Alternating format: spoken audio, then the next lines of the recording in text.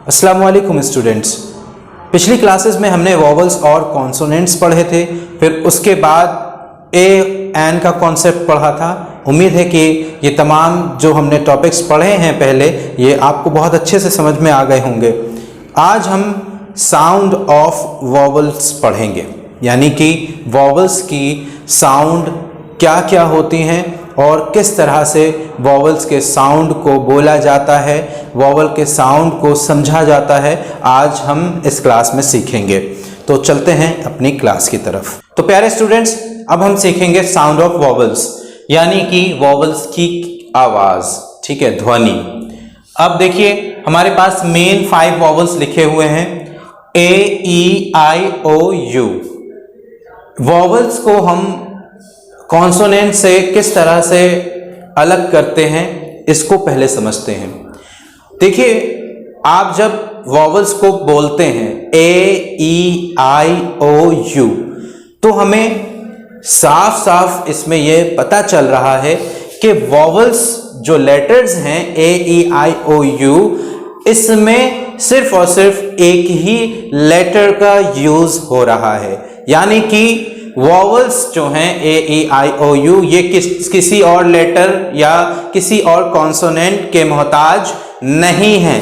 यानी कि अपनी आवाज को निकालने के लिए, वॉवल्स की आवाज को निकालने के लिए हमें किसी और लेटर या कॉन्सोनेंट का इस्तेमाल नहीं करना होता है। सिर्फ जो वॉवल एक लेटर है ए या फिर ई आई ओ यू, सिर्फ हमें जो वॉवल है, जो लेटर है, हम उसी को बोलते हैं। इसमें कोई और लेटर शामिल नहीं करते हैं। तो ये इस वजह से कॉन्सोनेंट से अलग होता है। अब कॉन्सोनेंट्स में जब हम कुछ कॉन्सोनेंट्स के लेटर अगर पढ़ेंगे तो हम देखेंगे कि उसमें कोई ना कोई वॉवल जरूर शामिल होगा, यानी कि कोई ना कोई वॉवल जरूर इन्वॉल्व होगा। जिस तरह से एग्जाम्पल के तौर पे देखिए, बी का साउंड बा है, बा। लेकिन जब हम इंग्लिश अल्फाबेट में देखें तो जो लेटर बी है उसको हम बी बोलते हैं, बा नहीं बोलते, बी बोलते हैं। तो यहां पर जब हम बी बोलते हैं तो हमें समझ में यह आता है कि बी के साथ जिसका साउंड बा है, कोई ना कोई वॉवल शामिल है, इन्वॉल्व है, जिसकी वजह से उसकी ध्वनि या उसका साउंड बी निकल रहा है। तो यहां पर हमने बताने के लिए लिख दिया बी और ई, जो कि एक वॉवल है यहां पर ई। अब उसको बी के साथ मिलाकर पढ़ रहे हैं, तब जाके वो बी बन रहा है, अदरवाइज उसका साउंड ब है, ब। ठीक है। इसी तरह से नेक्स्ट एग्जांपल में हमने लिखा है एफ, एफ, यानी कि उसमें भी शुरू में साउंड जो आ रहा है वो एक वॉवल का है, एफ, एफ, एफ। यानी कि जो पहला साउंड हमें मिल रहा है वो ए का है, जिसकी वजह से ये मालूम होता है कि जो कॉन्सोनेंट्स हैं, जो लेटर्स कॉन्सोनेंट्स हैं, उनमें वॉवल जरूर इन्वॉल्व होता है। यानी कॉन्सोनेंट्स वॉवल के मोहताज होते हैं। बगैर वॉवल के कॉन्सोनेंट के साउंड हम नहीं बोल सकते। ठीक है। नेक्स्ट एग्जांपल पी, पी भी जब उसका साउंड क्या है, पा। अब हमें यहां दिख रहा है कि पी ई जब लिखेंगे तभी पी बोल पाएंगे, अदरवाइज उसका साउंड पा है। इसका मतलब ये मालूम हुआ कि पी में भी एक वॉवल जो कि ई है वो इन्वॉल्व है। नेक्स्ट एग्जांपल एम, एम में भी पहला साउंड वॉवल का है जो कि ई है, एम, ए मा, एम, ए मा, एम। ठीक है। नेक्स्ट लेटर है जेड, जेड। इसमें 3 लेटर हैं, 3 लेटर हैं, जी ई डी, जी ई डी। ठीक है।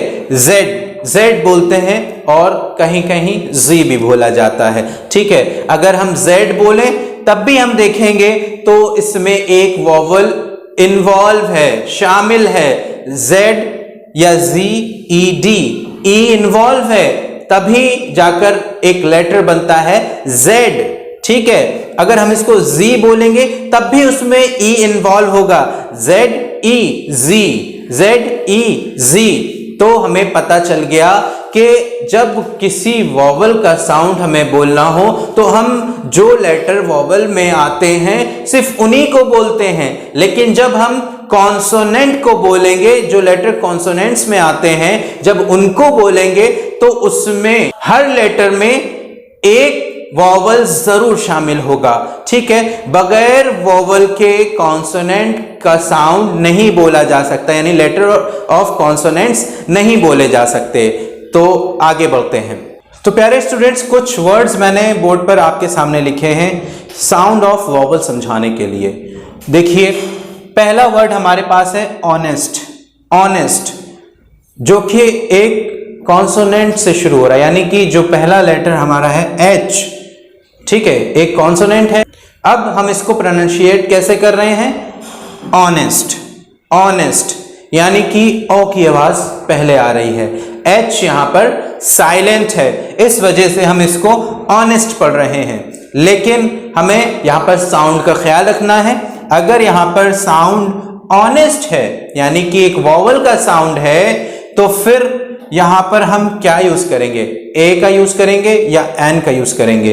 देखिए, जब भी कभी किसी कॉन्सोनेंट का साउंड वॉवल से मिलता हो या फिर उसके बाद वाला वॉवल पहले बोला जाता हो और लेटर साइलेंट हो, तो फिर उससे पहले एन का यूज करते हैं। एन ऑनेस्ट, एन ऑनेस्ट, ठीक है ना। इसी तरह से स्केल, स्केल, स्केल आई से शुरू हो रहा है, पहला इसका साउंड क्या है? वॉवल से मिल रहा है, ठीक है ना। तो यहां पर भी एन स्केल, एन स्केल, ठीक है। नेक्स्ट वर्ड हमारे पास स्पेशल। स्पेशल, एन स्पेशल, क्या बोलेंगे? An special. वैसे तो स्पेशल किसी खास चीज या किसी खास शख्स के लिए इस्तेमाल होता है, पर्सन के लिए इस्तेमाल होता है, तो वहां पर हम दा का यूज भी कर सकते हैं। लेकिन यहां पर साउंड ऑफ वॉवल समझाने के लिए मैं आपको बता रहा हूं, अगर साउंड ऑफ वॉवल किसी कॉन्सोनेंट में हमें सुनाई देता है या समझ में आता है, तो हम उससे पहले एन का यूज करेंगे, एन का यूज करेंगे। नेक्स्ट वर्ड हमारे पास है आवर, यानी घंटा। अब इसमें भी साउंड पहले आ की आ रही, यानी हम जो हमारे पास पहला लेटर एच है वो यहां पर साइलेंट है, तो हम वर्ड ओ से शुरू कर रहे हैं। ओ का साउंड ओ भी होता है, आ भी होता है, तो यहाँ पे आवर यानी कि आ से शुरू हो रहा है, जो कि एक वॉवल है, और हम इसके पहले भी एन लिखेंगे, यानी कि एन आवर, एन आवर, ठीक है। नेक्स्ट वर्ड हमारे पास स्कूल है। स्कूल, किसी भी स्कूल की बात जब हम करेंगे तो हम एन स्कूल कहेंगे, क्योंकि यहां पर साउंड ऑफ वॉवल पहले समझ में आ रहा है, सुनाई दे रहा है। हमें यह मालूम है कि एस एक कॉन्सोनेंट है, लेकिन यहां पर साउंड ऑफ वॉवल पहले सुनाई दे रहा है, इसकी वजह से हम यहां पर एन यूज करेंगे, ना कि अ या द, ठीक है। लेकिन किसी खास स्कूल की अगर हम बात करेंगे तो हम द स्कूल कहेंगे, ठीक है। लेकिन यहां पर किसी भी स्कूल की अगर बात हो तो एन स्कूल कह सकते हैं, ठीक है। तो उम्मीद है कि ये तमाम जो यहाँ पे कवायद और यहाँ पे जो रूल्स मैंने आपको बताए हैं कि एक साउंड ऑफ वॉवल को कैसे पहचाना जाता है, आपको अच्छे से समझ में आ गया होगा। मिलते हैं फिर आपसे नेक्स्ट क्लास में।